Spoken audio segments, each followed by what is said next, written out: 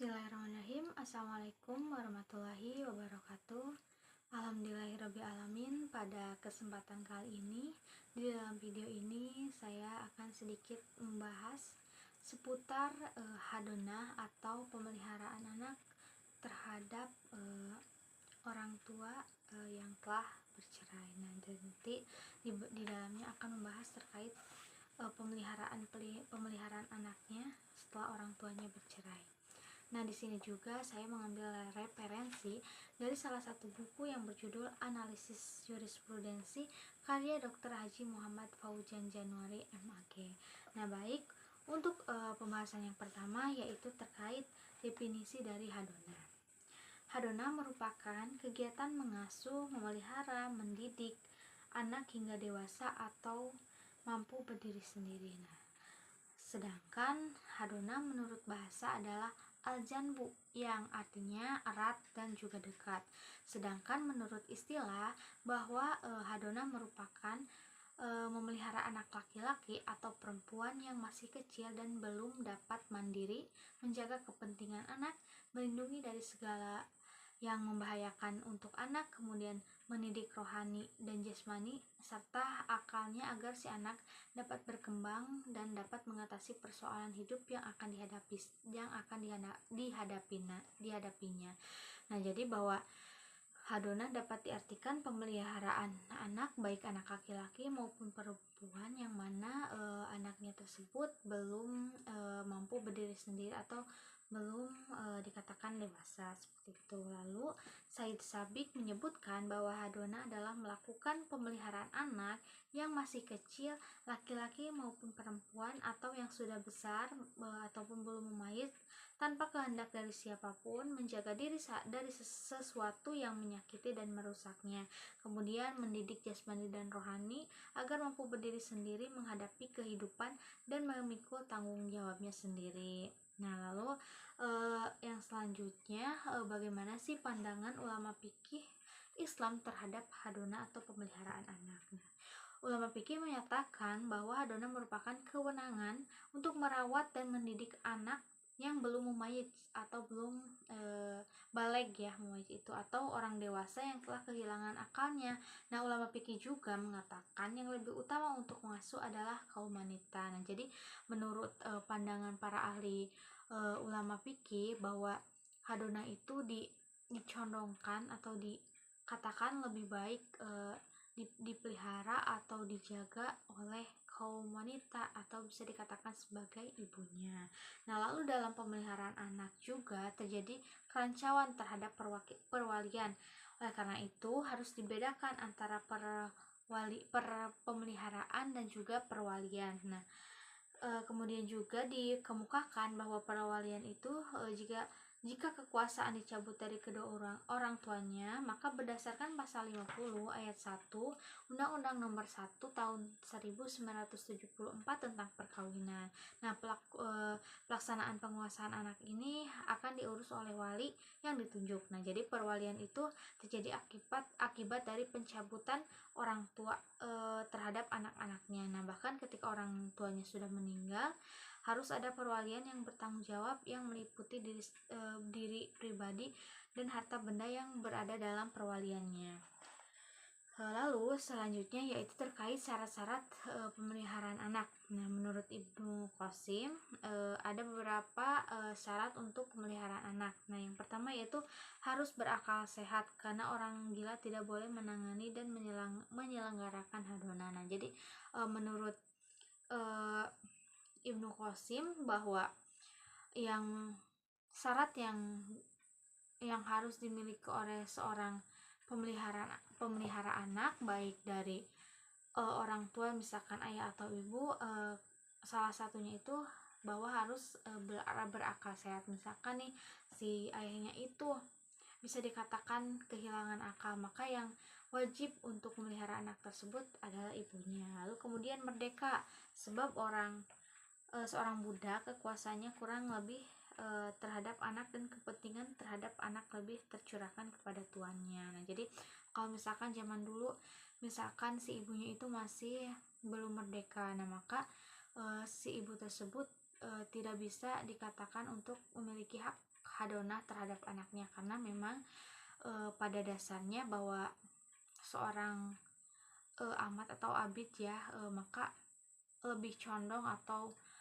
pemilik atau apa ya, tanggung jawabnya itu kepada tuannya, jadi tidak akan fokus untuk pemeliharaan terhadap anaknya. Kemudian yang selanjutnya harus beragama Islam, karena masalah ini harus untuk kepentingan agama yang ia yakini atau masalah perwalian Allah tidak mengizinkan terhadap orang kafir. Nah, kalau misalkan setelah perceraian si ayahnya itu pindah agama, maka si ayah itu tidak memiliki hak untuk pemeliharaan terhadap anaknya, karena memang salah satu syaratnya itu harus beragama Islam.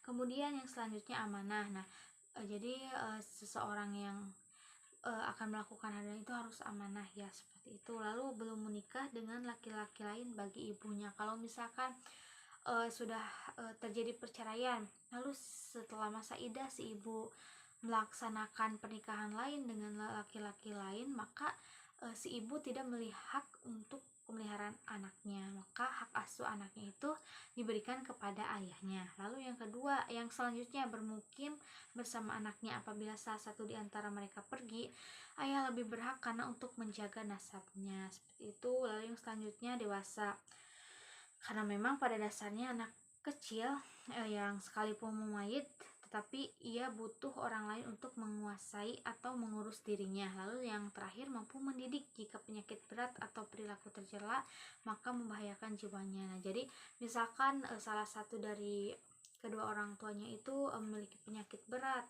maka diberikan pengasuhannya itu terhadap orang tuanya yang mampu mendidik anaknya. Lalu ada pengaturan terhadap hadonah pasca perceraian. Yang pertama, dalam kompilasi hukum Islam pasal 156 juga mengatur tentang hadonah pada perceraian. Yang pertama, bahwa anak yang belum wajib dipelihara oleh ibunya kecuali telah meninggal dunia, maka yang menggantikan kedudukannya si ibunya yaitu wanita dalam garis lurus ke atas dari ibu, kemudian ayah si ibu, kemudian wanita dalam garis lurus ke atas dari ayah, saudara-saudara perempuan dari anak yang bersangkutan, kemudian wanita-wanita yang kerabat sedarah menurut garis samping dari ibu, wanita-wanita sedarah menurut garis samping ayah. Lalu anak yang sudah mumayyiz berhak memilih untuk mendapatkan hadonah dari ayahnya ataupun ibunya. Nah, kalau misalkan si anaknya itu sudah balik atau sudah mumayyiz, maka memiliki pilihan terhadap anaknya. Misalkan si anak mau memilih pengasuhannya itu kepada siapa, baik misalkan kepada ayahnya ataupun kepada ibunya, jadi tergantung pilihan anaknya mau ke siapa. Lalu yang selanjutnya, apabila pemegang hadonah tidak dapat menjamin keselamatan jasmani dan rohani si anak meskipun tercukupi biayanya, maka atas permintaan kerabat yang juga mempunyai hak yang dapat menuntut ke pengadilan untuk memindahkan hak hadonahnya. Misalkan nih si ayahnya itu memang secara materi itu cukup ya untuk pemeliharaan ataupun pengasuhan terhadap anaknya, tetapi tidak mampu menjaga keselamatan si anak, maka bisa dipindahkan dari si ayah ke si ibunya, ataupun misalkan si ibunya sudah meninggal, maka bisa ke kerabat-kerabat yang tadi sebelumnya sudah disebutkan. Kemudian biaya hadonah, tanggung jawab ayah sekurang-kurangnya sampai dewasa dan dapat mengurus sendiri 21 tahun. Nah, jadi misalkan